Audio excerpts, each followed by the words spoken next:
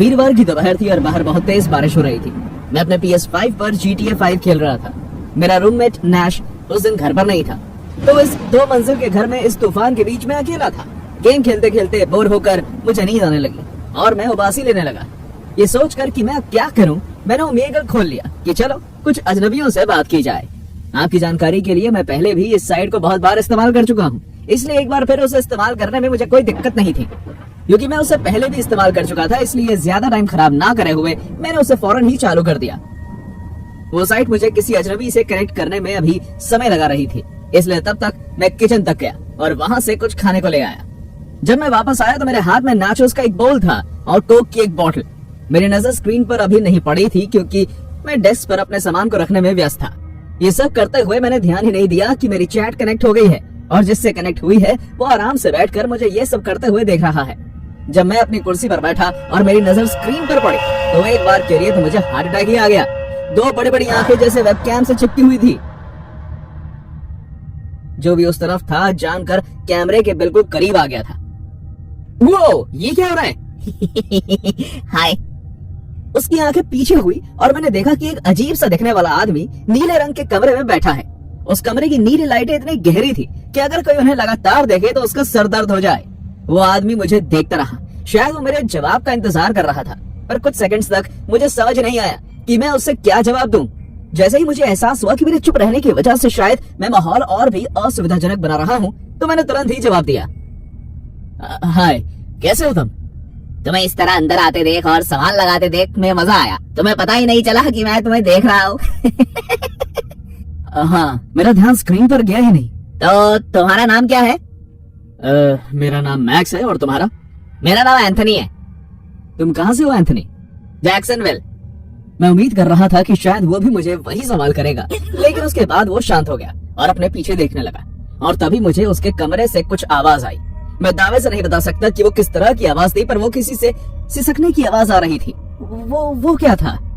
कुछ नहीं, वो बस मेरी पेट है लूसी। ओह अच्छा, अगर तुम बुरा ना मानो तो क्या मैं एक बात पूछूं? तुम्हारा कमरा इतना नीला क्यों है?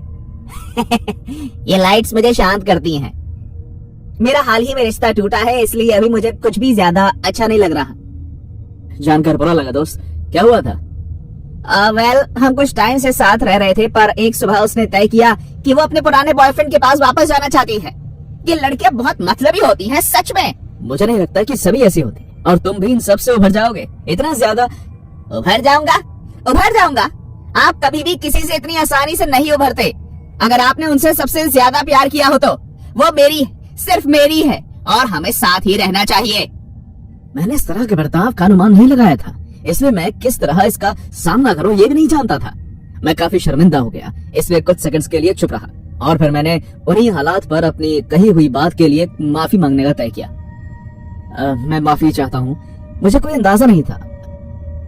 मैं उम्मीद करता हूँ कि तुम मुझे माफ कर दोगे, राइट? तुम एक बहुत ही अच्छे लड़के हो, बेशक मैं तुम्हें माफ करूंगा। क्या तुम्हारी कोई गर्लफ्रेंड है? वेल, अभी तक तो नहीं है। मुझे अपनी क्लास में एक लड़की पसंद है, पर मैंने आज तक उससे बात बताई नहीं। मैं तो ये भी नहीं जानता कि वो मुझे पसंद करती भी है या नहीं। वेल, मैं तुम्हें कुछ टिप्स दे सकता हूँ जिससे तुम उसका दिल जीत सकते हो। क्या वाकई? तो क्या करना चाहिए मुझे? वो जहाँ भी जाए उसका पीछा करो, किसी भी और लड़के को उसके करीब मत आने दो। जब ये लड़के ने मेरी गर्लफ्रेंड से बात करने की कोशिश की तो मैंने उसे सीढ़ियों से धक्का दे दिया और उसे अस्पताल पहुंचा दिया। Problem solve. क्या? रिलैक्स, मैं बस मजाक कर रहा हूँ यार, या फिर नहीं। जितना ज्यादा मैं उससे बात करता गया उतना ज्यादा मुझे एहसास होता गया कि वो आदमी कितना पागल है। वो मुझे सलाह दे रहा था कि किस तरह मुझे अपनी पसंद की लड़की का पीछा करना चाहिए और किस तरह उसे जबरदस्ती अपने प्यार का एहसास दिलाना चाहिए।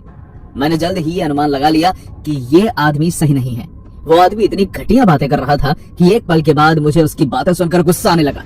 वो ना के बराबर अपनी आंखें झपका रहा था और मुझे हर थोड़ी देर में उसके कमरे से सिसकने की आवाजें आ रही थी। हे, क्या तुम मुझे सुन भी रहे हो? हाँ, मैं बस सोच रहा था कि काफी देर हो चुकी है, मुझे चलना चाहिए। क्यों? हम कितना अच्छा समय बिता रहे हैं। दो भाई अपनी अपनी लड़कियों की प्रॉब्लम्स की बातें कर रहे हैं। नहीं, अब मैं चलता हूँ। तुमसे बात करके अच्छा इसकी हिम्मत भी मत करना। क्या कहा तुमने? मेरे साथ बात खत्म करे बिना यहाँ से जाने की हिम्मत भी मत करना। क्या तुम जानते हो कि जो लोग इस तरह मेरे सामने से चले जाते हैं मैं उनका क्या करता हूँ? ऐसा कहते हुए वो अपने कंप्यूटर के आगे से उठा और अपने कमरे के कोने तक गया। उसने अपने रूम की लाइट चलाई और मैंने देखा कि वहाँ एक बेड पड़ा था और ऐसा लग रहा था कि कंबल के नीचे कुछ है। क्या तुम सरप्राइज के लिए तैयार हो मैक्स? लो देखो। ऐसा कहते ही उसने एक बार में ही कंबल हटाया और जो मैंने देखा उसे देखकर मेरा दिल जैसे धड़कना बंद हो गया। एक लड़की बेड पर लेटी हुई, उसके हाथ और पैर बंधे हुए थे और उसका मुंह भी। उसके ऊपर एक आदमी की लाश पड़ी हुई थी, वो सड़ चुकी थी, उसका शरीर पिघल रहा था और उस लड़की पर गिर रहा था। उस मृतक के शरीर पर पड़े हुए कीड़े उस लड़की के ऊपर चढ़ रहे थे। वो एक बहुत ही घटिया नजारा था किसी के लिए भी देखने के लिए। वो डर और खौफ के मारे कर्रा रही थी। अब मुझे एंथनी के पेट लूसी का राज पता चला।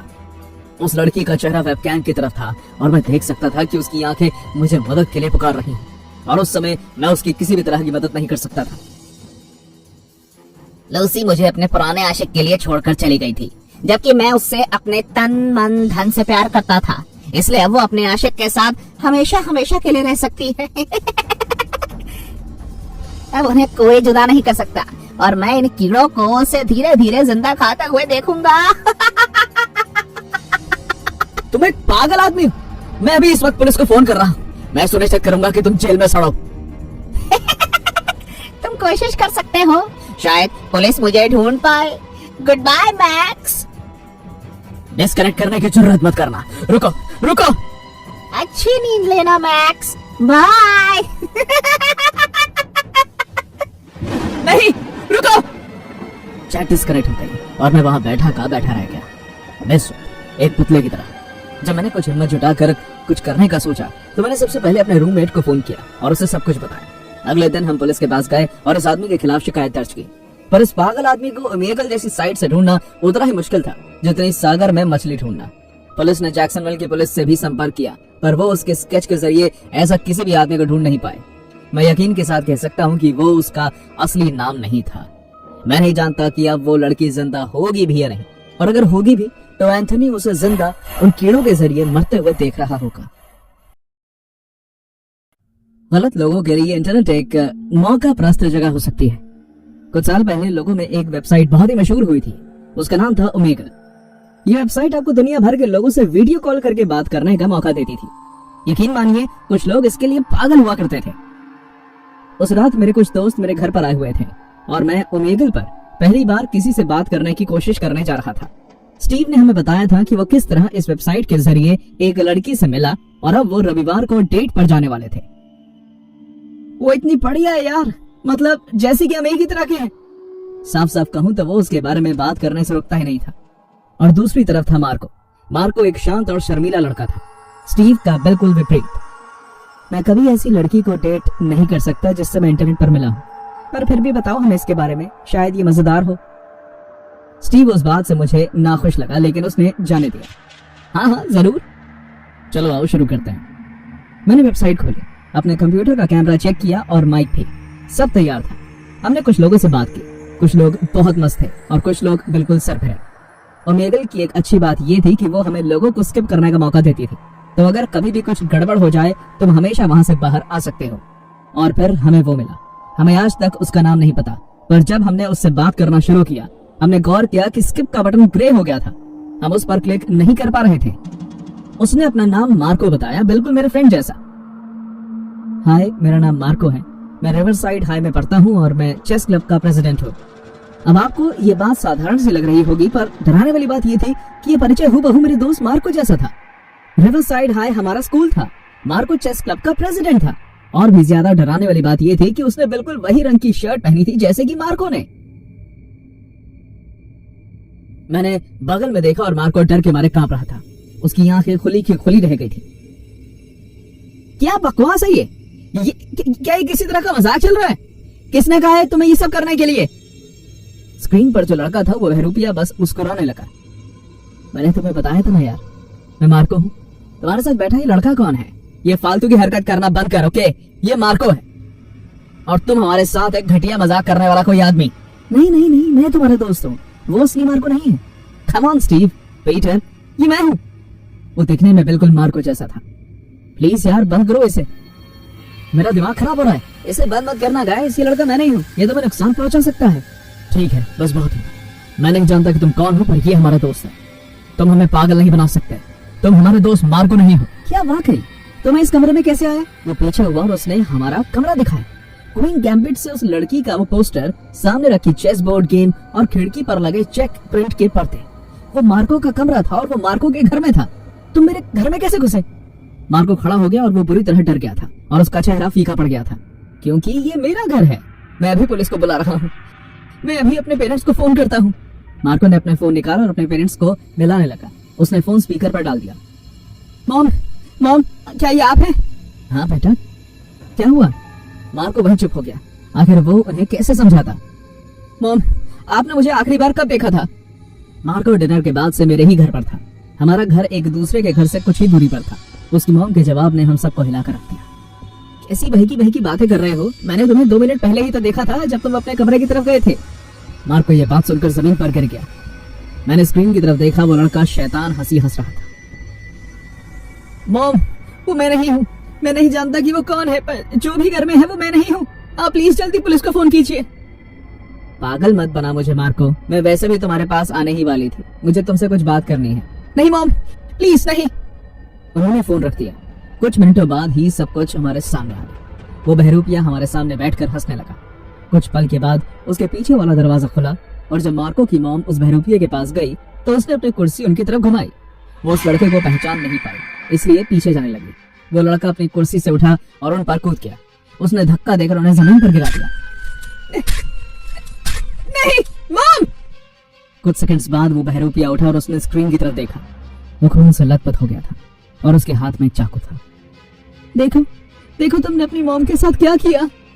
मार्को दुख में घुटनों पर गिर गया। वो बस रोता रहा। तुमने अभी अभी अपनी मॉम को मार डाला। स्क्रीन पर वो आदमी पागलों की तरह हंसने लगा।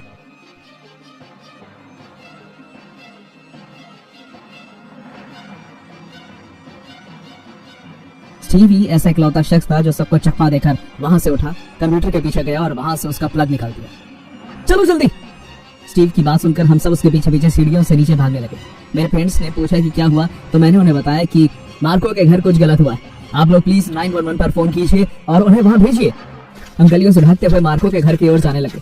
जब हम वहां पहुंचे तो काफी देर हो चुकी थी। दरवाजा खुला हुआ था और सारी लाइट्स बंद थी। जब हम गलियारे तक पहुंचे तो हमने देखा कि दीवारों पर खून लगा हुआ था और लिविंग रूम में मार्को के डैड और 2 छोटी बहनों की लाश पड़ी हुई थी। मार्को ये नजारा देखकर रोते रोते जमीन पर गिर गया। मैं उस आदमी को छोड़ूंगा नहीं। कुछ वक्त में पुलिस भी वहां आ गई और मार्को को ले गई। हमने उन्हें वो सब बताया जो हमने देखा था, पर उन्होंने हमारा विश्वास नहीं किया। एक हूबहू देखने वाला बहरूपिया।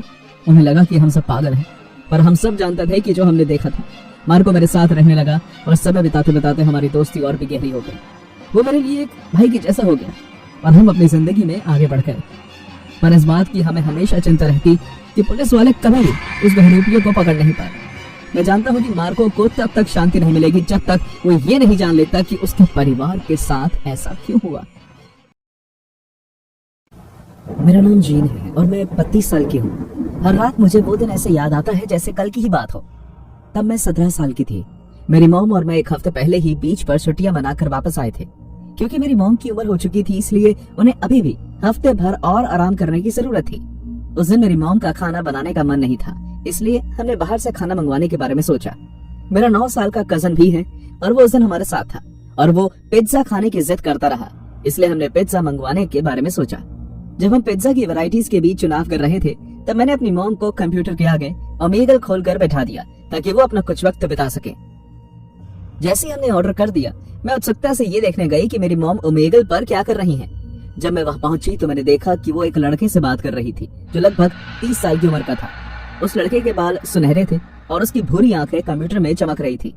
जैसे ही उसने मुझे देखा, उसने मेरी तरफ एक बड़ी सी मुस्कान दी और मेरी मॉम से बात करता रहा।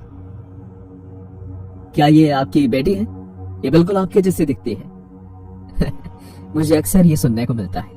हमारी नाक बिल्कुल मिलती जुलती है ना? हाँ, पर मेरे लिए भी ये बताना मुश्किल है कि कौन किसकी मॉम है। ठीक है, बहुत हो गया कैसेनोवा, जाओ जाकर वीडियो गेम्स खेलो। ये कहकर मैंने अपनी मॉम को कंप्यूटर के आगे से उठाया और नेक्स्ट बटन पर क्लिक कर दिया। पर हैरानी ये थी कि वो लड़का अभी भी वहीं था। मैं तो मजाक कर रहा था। तुम्हें अपनी मॉम को इस तरह डांटना नहीं चाहिए, वो तो बस मेरे साथ एक अच्छा वक्त बिता रही थी। अब मुझे पता चला कि मेरी मॉम को बात करके इतना मजा क्यों आ रहा था। मुझे नहीं पता था कि कमरे में जोकर है। ये तो थोड़ा रूड हो गया। क्या तुम्हें थोड़ी चलन हो रही है? Okay bye. मैंने उसके जवाब का इंतजार किए। मैंने ओमेगल बंद करने लगी पर वो अभी भी बंद नहीं हुआ। इस बात से कंफ्यूज होकर मैंने कंप्यूटर पर टास्क मैनेजर ओपन किया और वहां से ऐप को डिलीट करने की कोशिश की, पर वो फिर भी बंद नहीं हुआ। तब मुझे एहसास हुआ कि कंप्यूटर ठीक से काम नहीं कर रहा और वो आदमी मुझसे बात कर रहा है। तुम्हें पता है ना कि तुम्हें चलने की जरूरत नहीं है। मुझे बड़ी उम्र की औरतें पसंद है, और इसका मतलब ये नहीं कि मेरे मन में तुम्हारे खिलाफ कुछ है। बस मुझे तुम्हारा 18 साल का हो जाने का इंतजार करने की जरूरत है। कैसे? खैर, शो खत्म हो चुका है घटिया आदमी। मैं अपना लैपटॉप से बैटरी निकाल रही हूँ और अब मैं तुम्हें कभी देखना नहीं चाहती। क्या तुम यकीन से कह सकती हो कि तुम्हारी मॉम को मशरूम पिज्जा पसंद आएगा? क्या तुम्हें यकीन है? तुमने उनसे पूछने की जरूरत भी नहीं समझी। हैरानी में मैंने अपने नोटबुक बंद नहीं किया और ऐसा लग रहा था जैसे वो आदमी जानता है कि मैं उससे क्या पूछने वाली हूँ। वो बात करता रहा। नहीं जेन, तुम्हारी मॉम को किसी भी हाल में इस बात का अंदाजा भी नहीं था कि तुमने कौन सा पिज्जा ऑर्डर किया है, और ना ही उन्होंने मुझे तुम्हारा नाम बताया और ना ही तुम्हारी उम्र। फिर भी मुझे ये सब पता है, और तुम्हारी मॉम के बारे में और भी बहुत कुछ, जैसे कि तुम्हारा कजन और तुम और तुम्हारा एड्रेस। और अगर अभी तुमने नोटबुक बंद करने की हिम्मत की तो तुम्हें भी मेरे बारे में जानने का मौका मिलेगा। उस आदमी की आवाज अब अचानक से बदल गई थी। उसकी आरामदायक और मजाकी आवाज अब काफी गंभीर हो गई थी। वो आदमी अपना हर शब्द तोल कर बोल रहा था। तुम्हें क्या चाहिए? तुम हमारे बारे में ये सब कैसे जानते हो? पहली बार मेरी गुस्से भरी नादान आवाज डर में बदल गई थी। अब मैं लड़खड़ा कर बात करने लगी थी। फिर एकदम से मुझे कंप्यूटर पर एक फाइल आई जिसे मैंने मासूमियत में खोला, ये जानते हुए भी कि ये वायरस हो सकता है, पर वो नहीं था। वो मेरी मॉम का वीडियो था जिसमें वो कुछ सामान लेकर घर की तरफ आती दिखाई दे रही थी।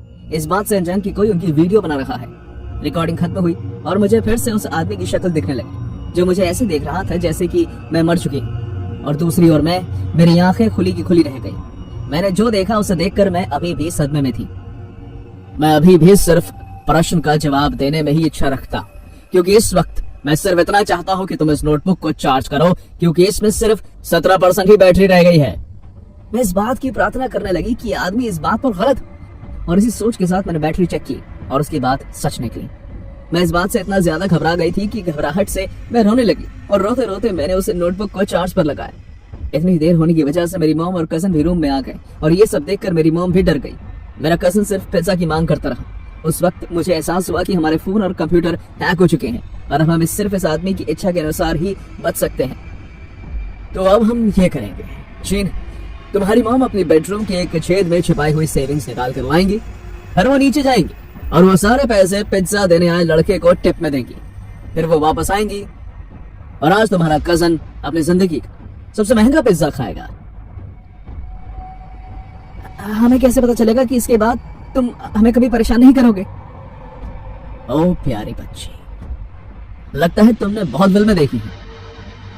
अब हीरोइन बनना बंद करो और याद रखना कि तुम डिलीवरी बॉय को ज्यादा वेट ना कराओ, उसे और भी बहुत जगहों पर डिलीवरी देने जाना है। जैसे अपनी मॉम से बात करने के लिए मैं पीछे मुड़ी, वो पहले ही जाकर अपनी सारी सेविंग्स ले आई थी और आंखों में आंसू के साथ उन्होंने मुझसे कहा कि वो मुझसे बहुत प्यार करती हैं, और फिर पैसे देने नीचे चली गई। उस वक्त के लिए एक दूसरा कैमरा स्क्रीन पर चालू हो गया जो हमें हमारे घर की एंट्रेंस दिखा रहा था। उसमें मैंने देखा कि कुछ आदमियों ने मेरी मॉम को पकड़ लिया था। वो चिल्लाई और उनका सामना करने लगी, पर उन आदमियों की ताकत के सामने उनका बस नहीं चला। उन आदमियों ने उन्हें एक वैन में डाला और चले गए। मैं और मेरा कजन रोते हुए इस आदमी से सवाल करने लगे, जीन, वो लोग आंटी के साथ क्या कर रहे हैं? मेरी मॉम सारे पैसे लेकर गई थी, अब तुम उनके साथ ऐसा क्यों कर रहे हो? मैं कसम खाती हूँ उनके पास उतने ही पैसे थे। मेरी मॉम इस बात के लिए कभी झूठ नहीं कहेंगी। रो मत प्यारी बच्ची, दरअसल ये कभी भी पैसों के बारे में था ही नहीं। ये बस एक बहुत बड़ा खेल है, और मुबारक हो, तुम लोग जीत गए हो। ये इसलिए हुआ क्योंकि मैंने पिज्जा मंगवाया। मुझे नहीं चाहिए पिज्जा, मेरी आंटी को छोड़ दो। गाइस, ये पिज्जा या ओमेगल के बारे में नहीं है। अगर ये ऐसे नहीं होता तो किसी और जरिए होता। तो मैं इंस्टाग्राम पर फोन आ सकता था, या व्हाट्सएप, या कोई साधारण फोन, या फिर कोई तुम्हारे घर आ सकता था। दरअसल मैं तुम्हें धन्यवाद करना चाहता हूँ क्योंकि ओमेगल के जरिए मैं तुम्हें और बेहतर जान पाया। मुझे आज भी याद है कि मैं कितनी बेचैन थी। मैं पुलिस को फोन करना चाहती थी लेकिन मेरे फोन में कोई सिग्नल नहीं था। मैंने घर से भागने की भी कोशिश की पर हम बंद कर दिए गए थे। मैं चिल्लाई पर किसी ने भी मेरी आवाज नहीं सुनी। कोई पड़ोसी नहीं आया, जैसे सब के सब मिले हुए हों। कुछ मिनटों बाद वो आदमी जो बस आराम से बैठकर हमारे बेचैनी के मजे ले रहा था बोला, तो बच्चों अब देखो असली मजा, स्क्रीन की तरफ देखो। अचानक से कंप्यूटर पर एक और विंडो खुल गई और उस पर मेरी मोम थी। उन्हें एक कुर्सी से बांधा गया था। वो एक कमरे में थी जिसमें हल्के लाल रंग की लाइट जल रही थी। फिर एक आदमी जिसने मास्क पहना हुआ था मेरी मोम के पास आया और उसने बड़ी बेरहमी से मेरी मोम का गला एक चाकू की मदद से काट दिया। मैं और मेरा कजन ये नजारा देखकर दर्द में चिल्ला पड़े। ऐसा लग रहा था जैसे एक पल में ही सारी दुनिया तहस नहस हो गई। सामने स्क्रीन पर एक फोटो आई जिस पर एक चार्ट बना हुआ था। Mother 47%, daughter 31%, child 22%। मुबारक हो जी। मैं तुम्हें बताना चाहूंगा कि सभी लोगों का नतीजा ऐसा नहीं आता, लेकिन जाहिर तौर पर हमारे स्पॉन्सर्स को तुम इतनी पसंद आई कि उन्होंने तय किया कि वो तुम्हें अंत तक देखना चाहते हैं। बच्चे अक्सर हार जाते हैं, ज्यादातर तब जब उनके पेरेंट्स उन्हें सजा देने के लिए घर पर होते हैं। खैर, ये एक अच्छा शो रहा, इस हफ्ते का सबसे अच्छा। मैं कामना करता हूँ कि तुम बच्चों की जिंदगी खुशहाल हो। और जितनी जल्दी ये शुरू हुआ था उतनी ही जल्दी ये एक बुरे सपने की तरह खत्म भी हो गया। अगली रात मेरी आंट अपने बेटे को लेने हमारे घर आई और हमने उन्हें वो सब बताया जो हमारे साथ हुआ, और तभी से उन्होंने मेरा ख्याल रखना शुरू कर दिया। हालांकि कुछ सालों बाद जब मेरे ग्रैंड पेरेंट्स ने भी ये दुनिया छोड़ दी तो मुझे मेरी मॉम के हिस्से का हक दिया गया।